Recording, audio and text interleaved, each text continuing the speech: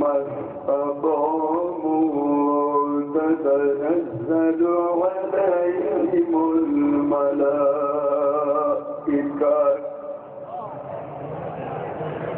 تتنزل عليهم الملائكة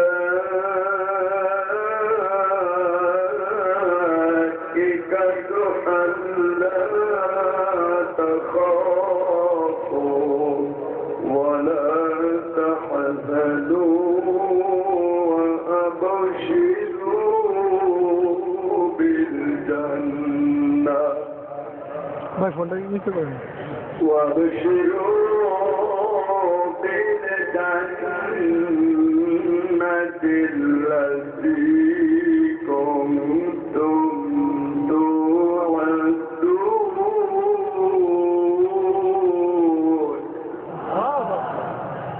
صدقت يا ربنا. عن ابي هريره رضي الله تعالى عنه قال قال النبي صلى الله عليه وسلم الدنيا سجن المؤمن وجنة الكافر رواه الترمذي. وبلغنا في شان حبيبي إن الله وملائكته يصلون على النبي يا أيها الذين آمنوا صلوا عليه وسلموا تسليما. اللهم صل على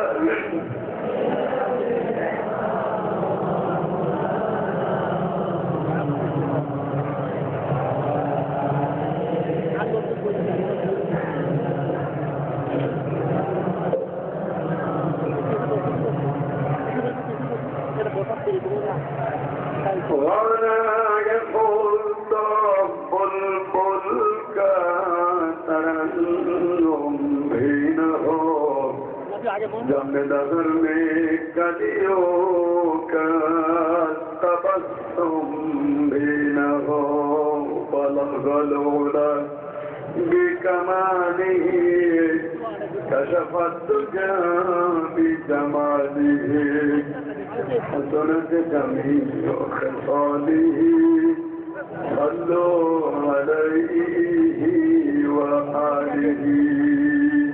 الحمد لله.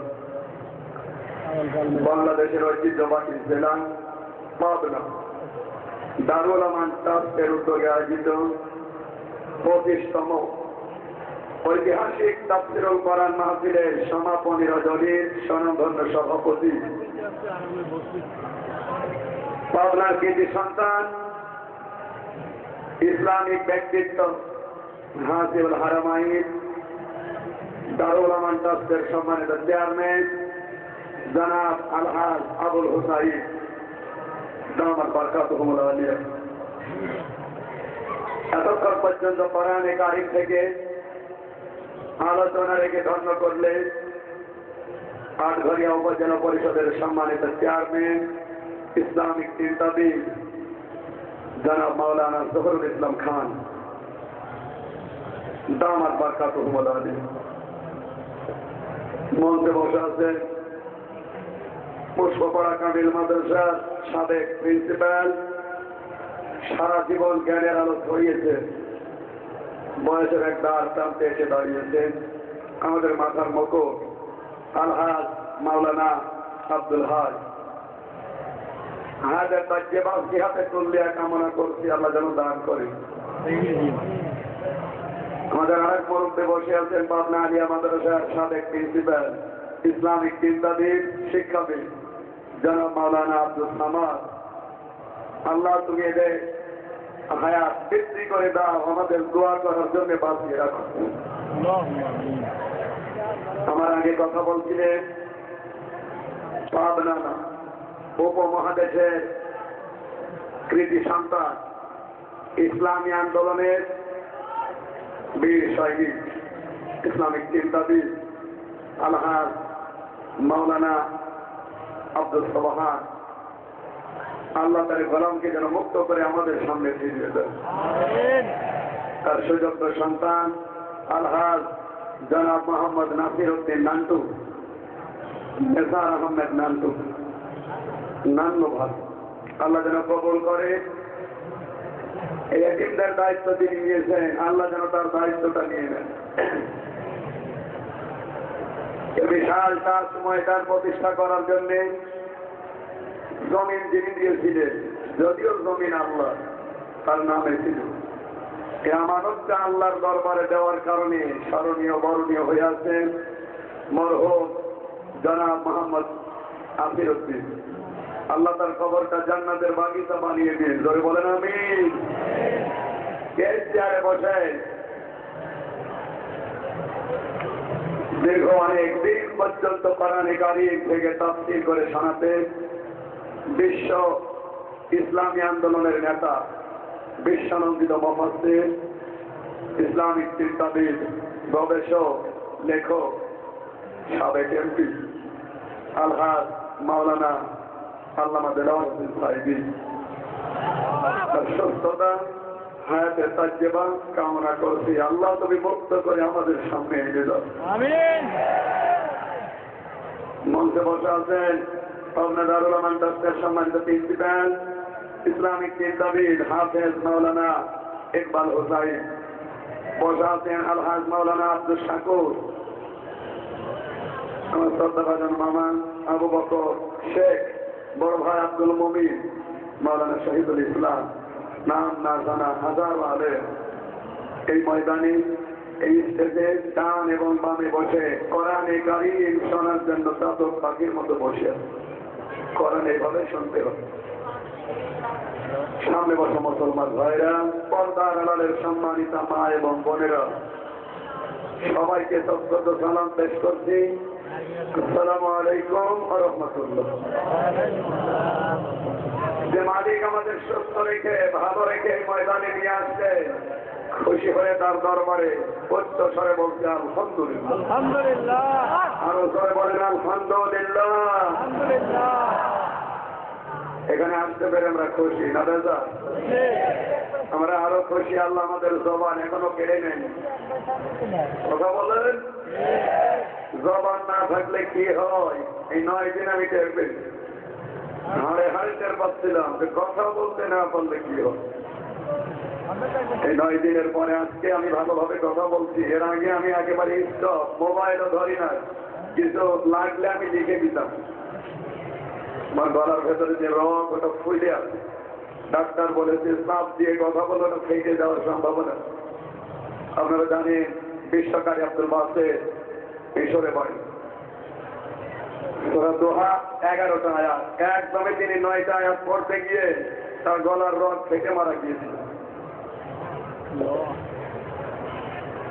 আমার অবস্থা এরকম হোক আপনারা যেন বেশি সময় না, আমার শরীরে যতক্ষণ গোলায় ঠিক কত সময় নাকি। কোরআন আমরা যারা শুনতে এসেছি, কিয়ামতের ময়দানে এই যে 1 ঘন্টা আমরা ব্যয় করবো কোরআন বোঝার পেছনে, আল্লাহর দরবারে 1টা ঘন্টার হিসাব দেওয়া লাগবে। আসলে তো আমরা হিসাব কি বুঝি না। قد خسر الذين كذبوا بلقاء الله حتى إذا جاءتهم الساعة بغتة قالوا يا حسرتنا على ما فرطنا فيها وهم يحملون أوزارهم على ظهورهم ألا ساء ما يزرون। সূরা আনআমের 31 নম্বর আয়াতে আল্লাহ জানিয়েছেন, ক্ষতিগ্রস্ত হয়ে গেছে ওই সমস্ত মানুষ যারা আল্লাহর সাক্ষাৎকে আল্লাহর দরবারে জবাব দিতে হবে, বিশ্বাস তাদের নষ্ট হয়ে গেছে, এরা ক্ষতিগ্রস্ত হয়ে গেছে। এজন্য আল্লাহ ক্ষতির আগে পথ দিয়েছে। কথা বোঝা যাচ্ছে? হিসাব কি এটা আমরা বুঝি না, আমাদের সেন্সেও নেই। হিসাব কি এটা বুঝেছিলেন হযরত ওমর। কে বলেন তো? আরো জোরে বলতে হবে। তিনি আয়াত পড়ে বিশ্বাস করেছিলেন আল্লাহর দরবারে জবাব দেওয়া লাগবে। এটা কত কঠিন। যাদের ভেতরে এই টেন্ডেন্সি পয়দা হয়, সৃষ্টি হয়, তারা 24 ঘন্টা মাবুদের দরবারে পানা চায়। আল্লাহুম্মা ইউহাসাবু হিসাবা ইয়াসীরা, আল্লাহ তুমি আমার হিসাবটা সহজ করে দাও। জোরে বলেন আমিন।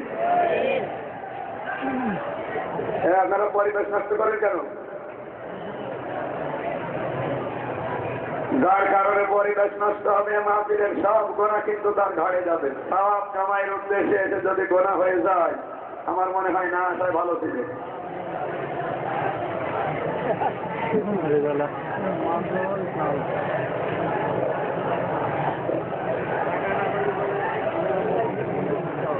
সম্মানিত ভাইরা যারা দাঁড়িয়ে আছে, জায়গা পাচ্ছেন না, মসজিদে যান। মসজিদের জায়গা আছে, প্রচুর জায়গা আছে মসজিদে।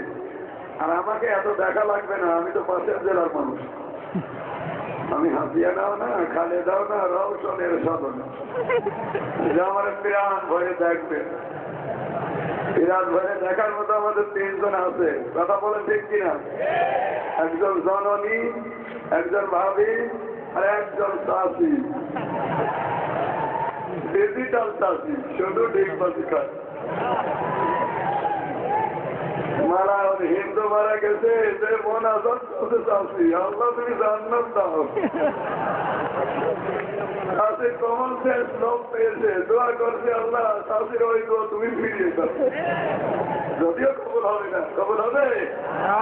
মুশরিকের জন্য দোয়া করা হারাম।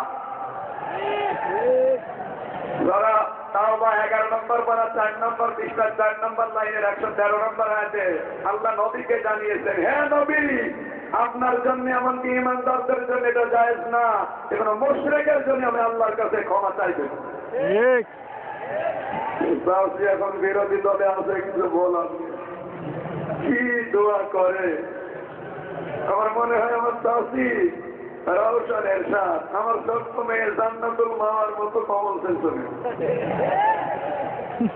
আর মেয়েটা কথা বললে হিসাব করে বলে, বঙ্গবন্ধুর হাতে গড়া ইসলামিক ফাউন্ডেশনের ছাত্রী আমার মেয়ে।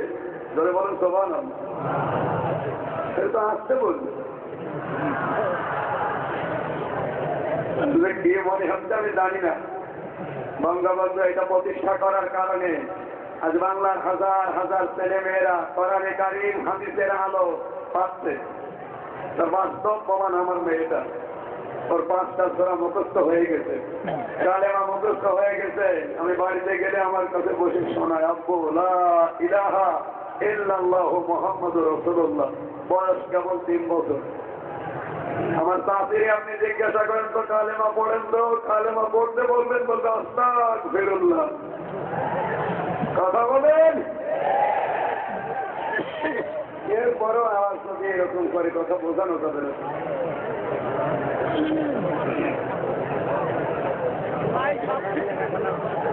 আপনারা একটু কষ্ট করে হলো শোনেন ভাই।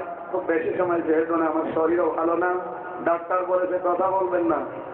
খালি আপনাদের সম্মান রাখতে গিয়ে আর কথাটা দিয়ে কথা রাখা মুসলমানের আসতে বলে। এটা কি নফল না সুন্নাত না ফরজ?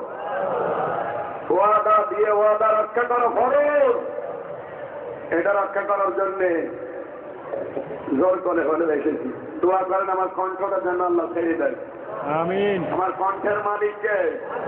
এই 9 দিন আমাকে বোবা বানিয়ে রাখিয়েছিলেন কে? জোরে বলুন। এই বিশ্বাসটা জন্ম নিতে হবে আমাদের। সকল ক্ষমতার মালিক জনগণ না, সকল ক্ষমতার মালিক আমার আল্লাহ। কথা বলেন ঠিক কিনা? আমার কণ্ঠটা এই 9 দিন যিনি দাবিয়ে রেখেছিলেন, তার ক্ষমতা আছে, তিনি এখনো আমার কণ্ঠ ছেড়ে দিতে পারে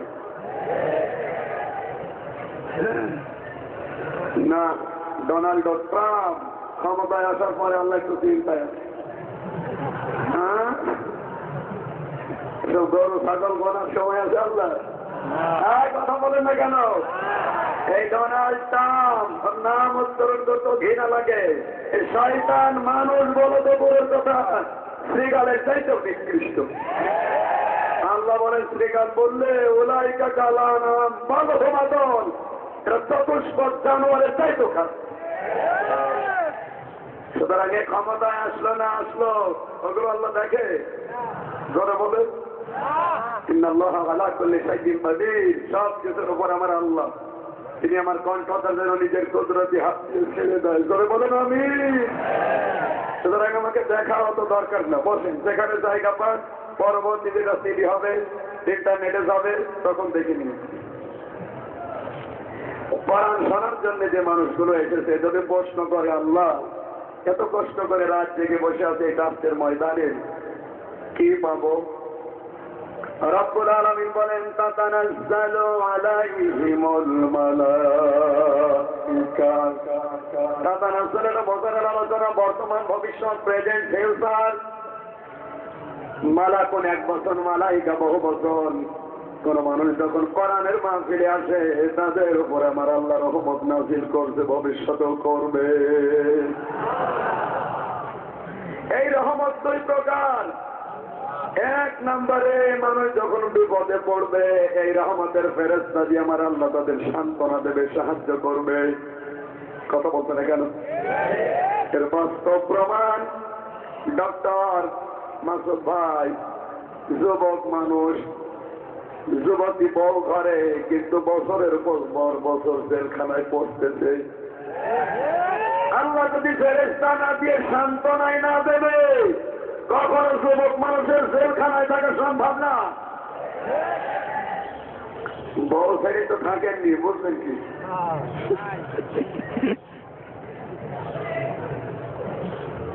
এটা কত কঠিন কাজ মাসুদ ভাই টের পাচ্ছে, কিন্তু দুঃখ নেই, আমার আল্লাহর রহমতের ফেরেশতারা সান্ত্বনা দিচ্ছে। টিভির পর্দায় মুখটা দেখলেই মুখের ভেতরে হাসি দিচ্ছে। কথা বলো। সুতরাং আজ যারা বিশ্বে ইমানের পরীক্ষা দিতে গিয়ে, কোরআনের উপরে চলতে গিয়ে কঠিন কঠিন কঠিনতর পরিস্থিতি, পরীক্ষার শিকার, এদের অবশ্যই আমার আল্লাহ রহমতের ফেরেশতা নাযিল করে সান্ত্বনা দিচ্ছে, নয়তো টিকে থাকা সম্ভব না। বিশ্ববিদ্যালয়ের এক ছাত্র জেলখানায় আটকে রেখেছে এমন একটা ঘরের ভেতরে, ওকে খাবারও দেয় না, পানিও পান করতে দেয় না, এমনকি অজু করার জন্য পানি চাইলে বলে প্রসাদ করি, অজু কর।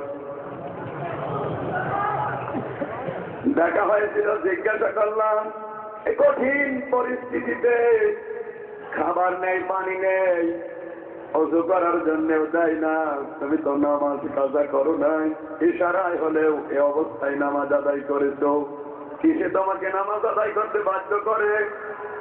চোখের কোণে পানি নিয়ে এসে বড় হুজুর, আমি যখন ক্ষুধার যন্ত্রণায় অজ্ঞান হয়ে যেতাম, চোখ বন্ধ করে দেখি বিশ্ব নবী এসে আমার মাথায় হাত বোলাচ্ছে। সান্ত্বনা পাওয়ার আর কোন জায়গা মুসলমানদের নেই, একটাই জায়গা, মোহাম্মদুর। অবশ্যই আল্লাহ ফেরেশতা নাযিল করে, যারা কোরআনের পক্ষে আছে, কোরআনের এই সৈনিক এদের সাহায্য করছে, কিয়ামত পর্যন্ত করবে, তার বাস্তব প্রমাণ তাতানাজ্জালু। কথা বলেন। দুই নম্বরে মানুষের সবচেয়ে বিপদের মুহূর্ত মরণ। অনেক মানুষ সারা জীবন ঠিক চলেছে, কিন্তু মরণের সময় বেঈমান হয়ে মারা যাওয়ার সম্ভাবনা। কথা বলছে না কেন? আল্লাহ বলেন কঠিন মুহূর্তে আমার ফেরেশতারা শিহরে দাঁড়িয়ে বলবে ভয় নেই, কোনো ভয় নেই, কোনো চিন্তা নেই। সারা জীবন কোরআনের উপরে চলতে গিয়ে পরীক্ষা দিয়েছে, আজকে তার ফল আল্লাহ পাঠিয়ে দিয়েছে। আমার ভাইরা, পাবলিক যদি প্রশ্ন করে শীতের ভেতরে বসে আছি, আর কোন ফায়দা আছে? আল্লাহ রাব্বুল আলামিন আসমায়ে ইশারা দিয়ে ইঙ্গিত করেছেন, ফাউলাইকা ইউবাদদিলুল্লাহু সাইয়্যাতিহিম হাসানাত ওয়া কানা আল্লাহু গফুরুর রহিমা। জোরে বলেন আল্লাহু আকবার। কোরআনের আওয়াজ শোনার পরে কার নাম উচ্চারণ হবে? যে যত জনে আল্লাহু আকবার বলতে পারবেন, আপনার হার্টের রোগ থাকলে আল্লাহ ভালো করে দেবেন। পরীক্ষিত যারা আল্লাহু আকবার মন থেকে চিৎকার দিয়ে বলতে পারে, ওদের হার্টের রোগ আল্লাহ অর্ধেক ভালো করে দেবেন। চিৎকার করে বলেন তো আল্লাহু আকবার।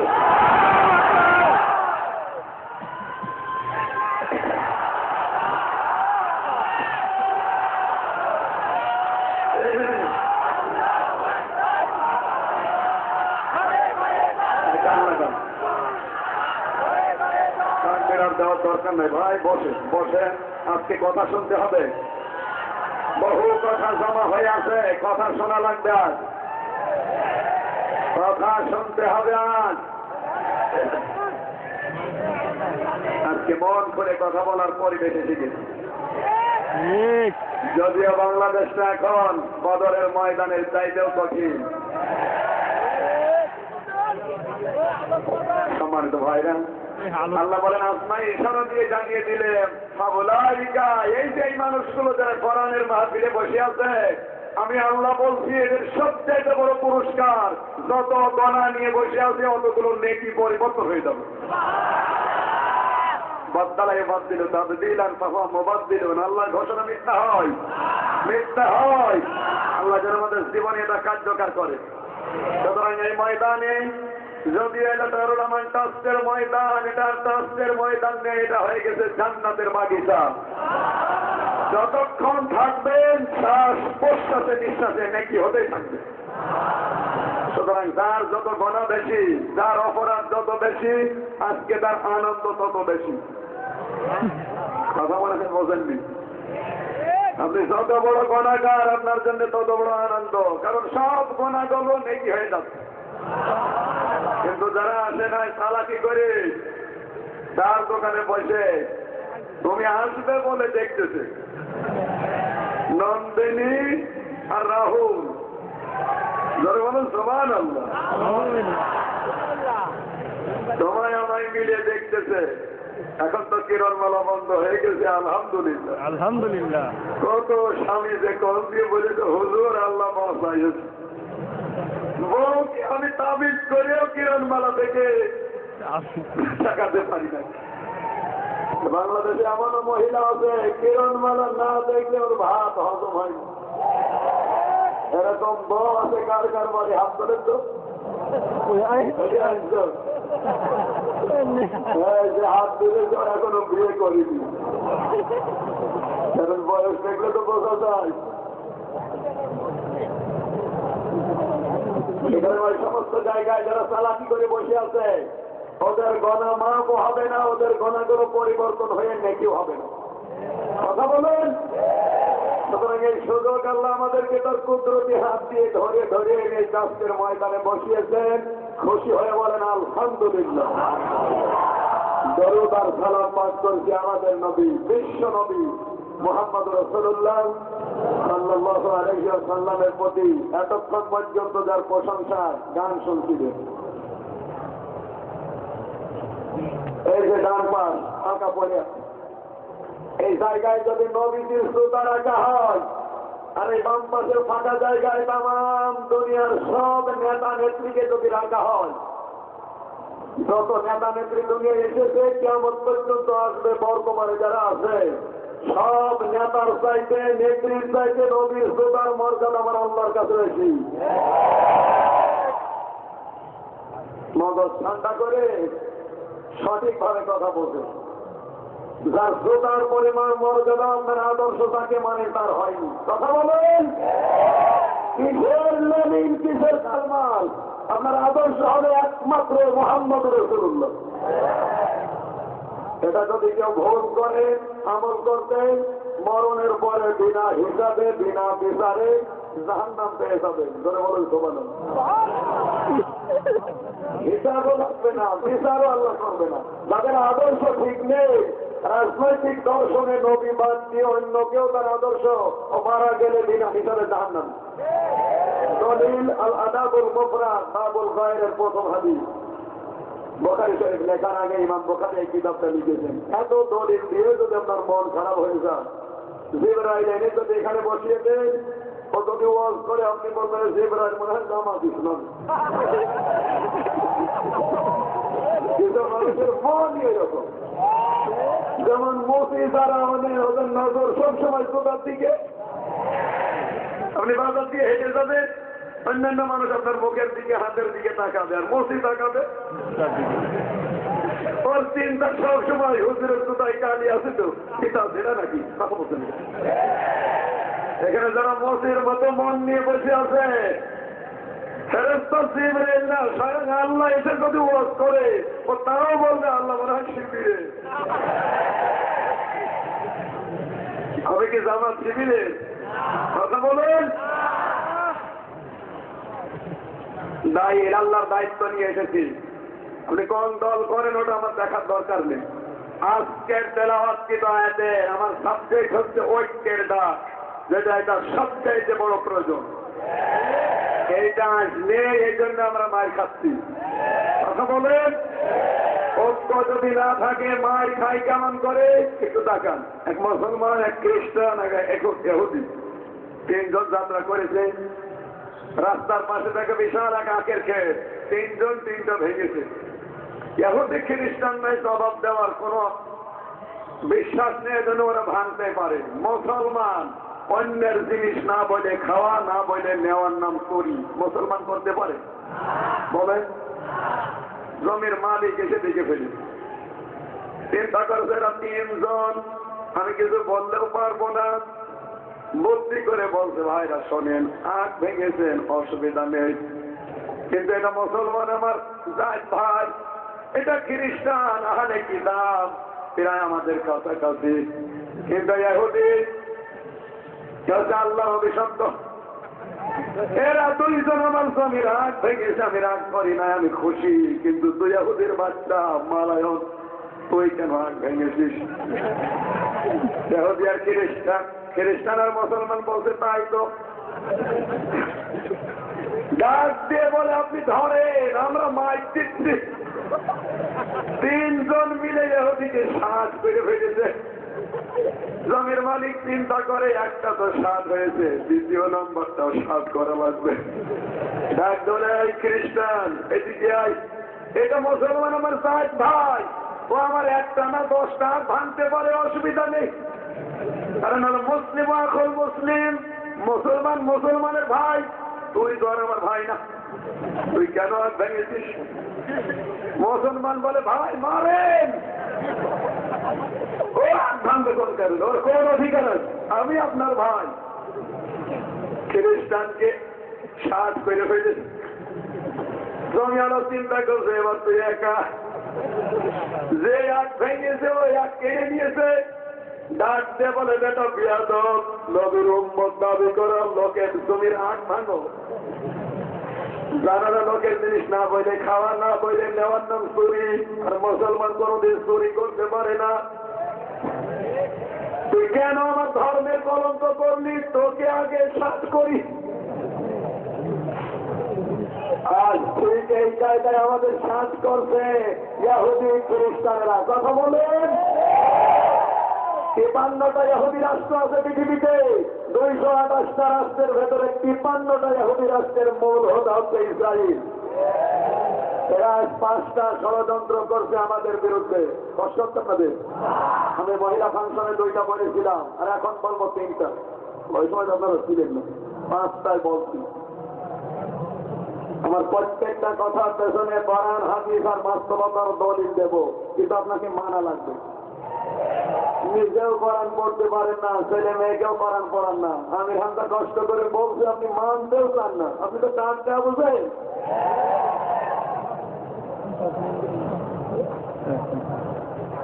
আবু জাহেলের মতো মন নিয়ে যদি কেউ আসে, আবু জাহেলকে যেমন আল্লাহ নষ্ট করেছে, ওর বাড়ি পর্যন্ত ইন্টারন্যাশনাল পায়খানা। এখন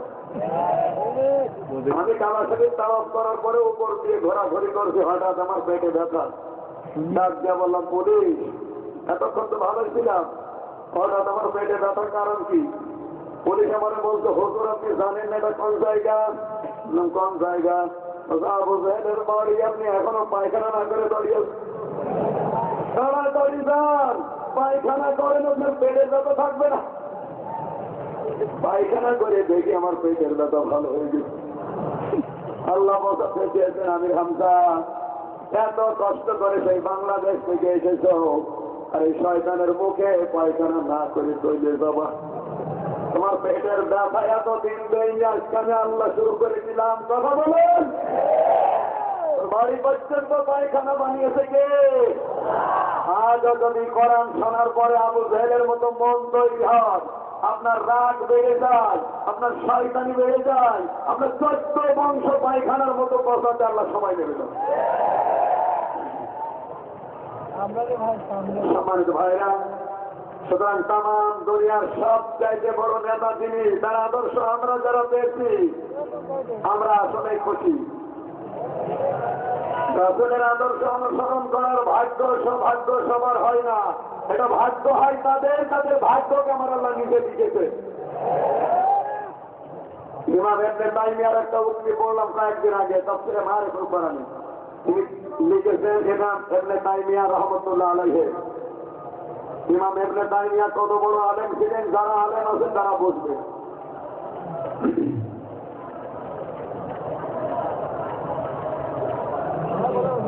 এখনো ভাই বসন্ত বসন্ত চলছে, বসা হবে কয়দিন লাগবে বসতে?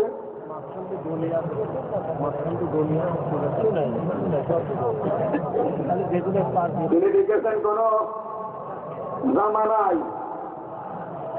জামানায় যদি ইসলামপন্থী দলের উপরে চিহ্নিত ইসলাম বিদ্বেষী মানুষদেরকে অত্যাচার জুলুম নির্যাতন করতে দেখো, হাজারো দল থাকতে পারে, তোমরা ইসলামী দল চিনতে না পারো, জালেমরা কিন্তু চিনতে ভুল করে না। চিহ্নিত জালেম এবং ইসলাম বিদ্বেষী দলগুলো যাদের উপর অত্যাচার জুলুম নির্যাতন চালায়, তুমি যদি কোনো দল না পাও ওই দলে যোগ দেবে। বাংলাদেশে আজ কোন দলে আপনার যোগ দেওয়া দরকার? ইমাম ইবনে তাইমিয়ার উক্তিটা ভালো করে মগজ দিয়ে চিন্তা করেন। এরপরেও যদি আপনি বলেন না হুজুর মগজ নেই, মাথার ভেতরে শুধু গোবর, শাহরিয়ার কবিরের মতো নাস্তি, তার মাথায় যে গোবর, গোবর না কুকুরের পায়খানা। মুসলমানের নাম নিয়ে শিক্ষা ব্যবস্থার উপরে কথা বলতে পারে?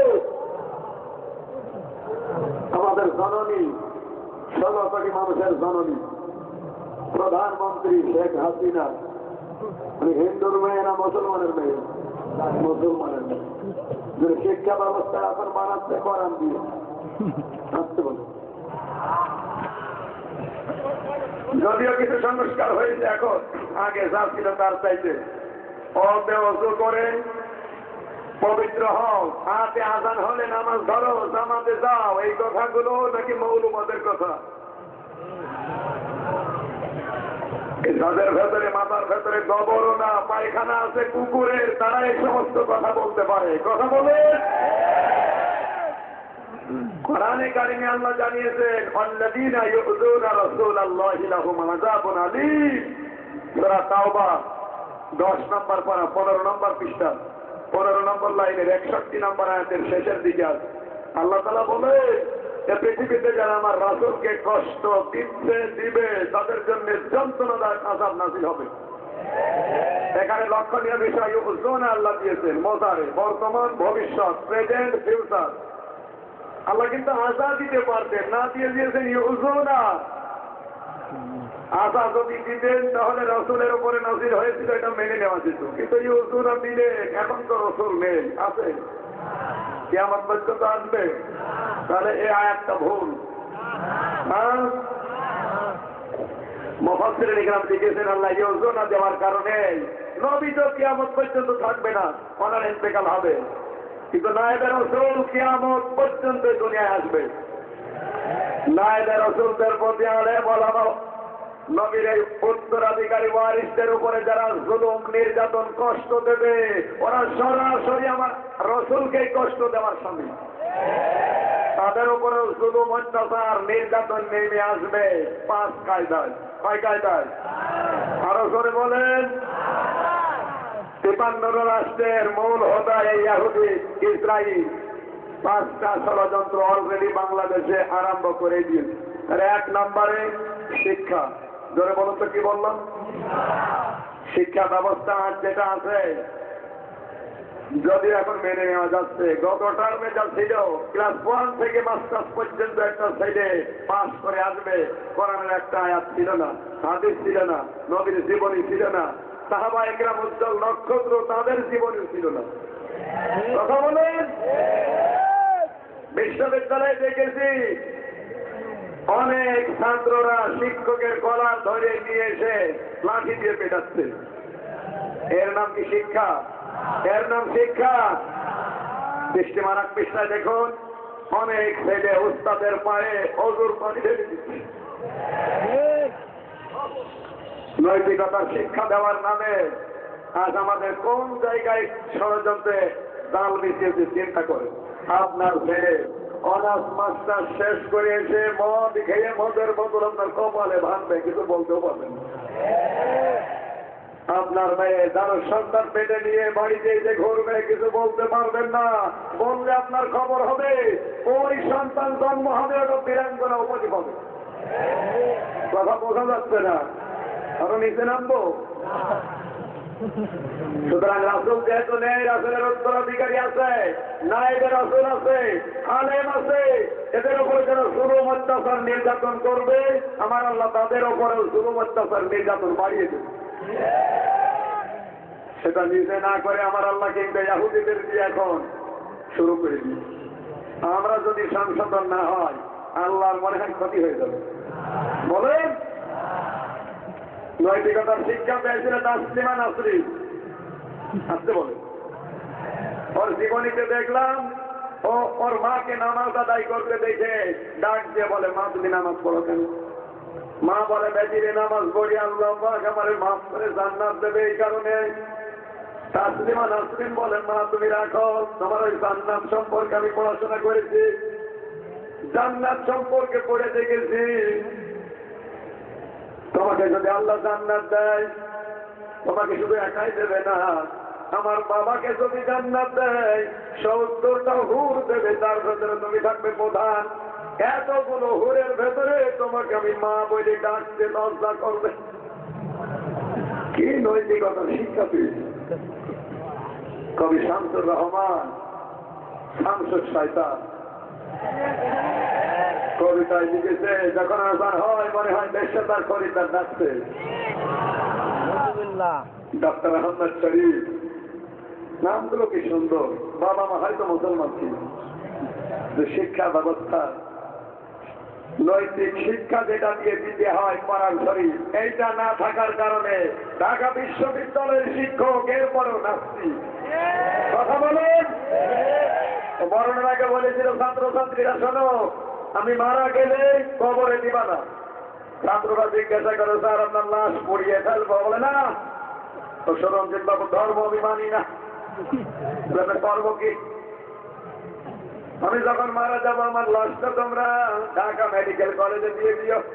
মেডিকেলের ছাত্রছাত্রীরা আমার লাশ কেটে কেটে ডাক্তারি শিখবে। কি নৈতিকতার শিক্ষা পেয়েছে? জোরে বলেন নাউযুবিল্লাহ। শিক্ষা ব্যবস্থায় যে ধস নেমেছে, ছোট্ট ছোট্ট ছেলে মেয়েরা এখন আর বউগুলো বউ নেই। ছেলে মেয়ে সকালবেলা ফজরের নামাজ কালাম শোনে, আজানের সময় উঠেছে, নামাজ কালাম বাদ দিয়ে ছেলেকে নিয়ে যাচ্ছে স্কুলে, ছেলের সাথে বাচ্চার সাথে মা ফ্রি, সব জিনিস যখন ফ্রি, এটাও কি? কচিং হয় 7টা, প্রাইভেট 9টা, বই হচ্ছে 24টা, ছেলের ওষুধ 3 কেজি। শেষ পর্যন্ত পরীক্ষা দিয়ে রেজাল্ট হয়েছে সি গ্রেড, খুব ভালো রেজাল্ট। কথা বলে। 2 নম্বরে ষড়যন্ত্র চলছে সাংস্কৃতিক অঙ্গনে। আজ বাংলাদেশের নায়ক কিন্তু ওরা খুব কম নিয়ে যায়। এই যে আমাদের আত্মীয় স্বজন যারা দাদা বাবুরা, কথা বলছেন এখানে, বাংলাদেশের নায়ক নিয়ে যায় না, নিয়ে যায় নায়িকা। আরিহা, মাহিয়া মাহি, পরিমণি, যারা বলেন সুবহানাল্লাহ। মনে করছেন হুজুর কিছু জানে না, আসমানে থাকে। আর ওরা সব নায়ক গুলো পাঠাচ্ছে, ওরা পাঠিয়েছে দেবকে, ওরা পাঠিয়েছে জিতকে। কথা বলেন। নায়ক গুলো নিয়ে যাও, নায়িকা নিয়ে যাও কোন কারণে? নিজে নামবো ঠিক আছে। সাংস্কৃতিক অঙ্গনটা ধ্বংস করে ফেলেছে। স্টার জলসা, স্টার বিলাস, জি বাংলা, জি বিলাস, এগুলো রাষ্ট্রীয় ভাবে বৈধ। আর যেগুলো মানুষকে নৈতিকতার শিক্ষা দিত, দিগন্ত টেলিভিশন, ইসলামিক টেলিভিশন, এগুলো সব বন্ধ করে জালেমদের মুখে এখন হাসি। বাংলাদেশের সবচাইতে বড় ক্ষতি হয়েছে টুপিওয়ালা দাড়িওয়ালা ইমানদারদের পিস টিভি বন্ধ করার কারণে। কত মানুষ আমাকে বলেছে, হুজুর বাংলা শিক্ষিত মানুষ, কোরআন হাদিস বুঝতাম না, কিন্তু এই চ্যানেলটার মাধ্যমে প্রতিনিয়ত কোরআনের কথাগুলো, হাদিসের কথাগুলো, আয়াত, পারা, পৃষ্ঠা, লাইন, রুকু, শ্লোক নাম্বার সব কিছু জেনে জেনে বুঝতাম। কিন্তু এইটা বন্ধ করে দিল কিছু নামধারী আলেম। ডাক্তার জাকির নায়েক একজন বাংলা শিক্ষিত মানুষ। পৃথিবীর যতগুলো ধর্ম আছে প্রত্যেকটা ধর্মীয় গ্রন্থের উপরে রেফারেন্স দিয়ে কথা বলার যোগ্যতা একটা লোকের। যে সমস্ত আলেমরা তার বিরুদ্ধে লেগে ফতোয়াবাজি করে পিস টিভিটা বন্ধ করে দিয়েছেন, আপনি আলেম হয়ে কতটুকু কি করেন? সে একজন বাংলা শিক্ষিত হাজার হাজার মানুষ মুসলমান বানিয়ে। আপনার কথা তো মুরগিতেও শোনে না। মুরগি শুনবে? আর তার কথা শোনে মুরগি না, তার কথা শোনে বাংলাদেশ না তাম দুনিয়ার সবচাইতে হায়ার এডুকেটেড যারা। আমার বিশ্ববিদ্যালয়ের 350 শিক্ষক, 349 জন তার মুরিদ, তার ভক্ত। আপনার কথা তাদের সবার সময় নেই। মির্জা ফখরুল ইসলাম আলমগীর যে উচ্চমানের লোক, ওনাকে আপনি এই মাহফিলে এনে 2.5 ঘন্টা বসিয়ে রাখতে পারবেন? কিন্তু পিস টিভির মাধ্যমে কোরআন হাদিসের দাওয়াতগুলো তার কানের ভেতরে পৌঁছিয়ে দেওয়ার ব্যবস্থা করেছিল ডাক্তার জাকির নায়েক। মির্জা ফখরুল কাজ কারবার করে এসে যখন ক্লান্ত হয়ে বসত, টিভির রিমোটটা টিপার পরে পিস টিভি কথা শুনতে না চাইলেও কোরআনের 2টা আয়াত শোনা লাগবে। কথা বলেন। যে নামধারী আলেমগুলো এই চ্যানেলটা বন্ধ করে ইসলামের ক্ষতি করেছেন, আপনি কি জবাব দেবেন বলেন? ফেসবুক বন্ধ করতে আন্দোলন করেন না তো? ইউটিউব, ইন্টারনেট, এগুলো বন্ধ করার জন্য আপনার কোনো আন্দোলন নেই। যে চ্যানেলের সবচাইতে বাংলার মেয়েদের ক্ষতি বেশি হয়েছে, জি বিলাস আর জি বাংলা, এই দুইটার সবচাইতে বেশি ক্ষতি হচ্ছে। এগুলো বন্ধ করার জন্য আইন পাশ করে বাংলাদেশে বৈধ করা হয়েছে। কথা বলেন। সুতরাং আমাদের সতর্ক হওয়ার সময় এখনই। এখনো যদি সংস্কৃতি অঙ্গন আপনি সাজাতে না পারে, রাসূলের নামে নাচ পড়লে, আল্লাহর হাম প্রশংসা আদায় করলে বলে এগুলো জায়েজ নেই, হারাম হারাম। মক্কা মদিনাতে রাসূলের নামে ছোট্ট ছোট্ট ছেলে মেয়েরা কি সুন্দর করে কবিতা আবৃত্তি করছে। মসজিদে নববীতে দেখলাম 3 বছর 4 বছরের ছোট ছোট ছেলে মেয়েরা খেলার ফলে, আমাদের বাংলাদেশের ছেলে মেয়েরা খেলা করার সময় বলে কিট কিট কিট কিট, ধর ধর, শুয়ে দিলাম বলে না। আমি চিন্তা করলাম, দেখি তো এই ছোট্ট ছোট্ট ছেলে মেয়েরা কি বলে। মসজিদে নববীর বারান্দায় কান লাগিয়ে দেখি ওরা কিট কিট বলে না, ধর ধর বলে না, শুয়ে দিলাম বলে না। ছোট্ট ছোট্ট ছেলে মেয়েরা একজন কি আর একজন